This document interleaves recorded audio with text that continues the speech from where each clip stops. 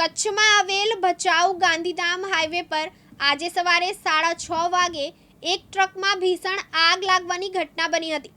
ચોપડવા bridge પર બનેલી આ ઘટનામાં ટ્રક સંપૂર્ણપણે બળીને ખાખ થઈ ગઈ હતી. જોકે સદભાગ્યે ટ્રક ચાલકનો આબાદ બચાવ થયો હતો.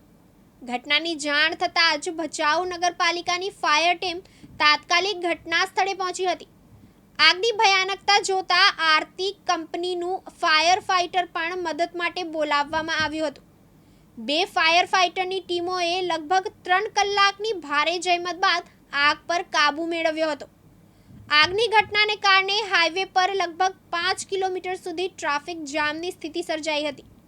આગ બુઝાવવાની કામગીરીમાં પ્રવીણ દાફડા, કુલદીપભાઈ અને શક્તિસિંહ સહિતની ટીમે મહત્વની ભૂમિકા ભજવી હતી. આ ઘટનામાં કોઈ જાનહાનિ થઈ ન હતી, જે એક મોટી રાહતની વાત છે. રાણાભાઈ આહિર, દિવ્યાંગ ન્યૂઝ, ભચાઉ, કચ્છ.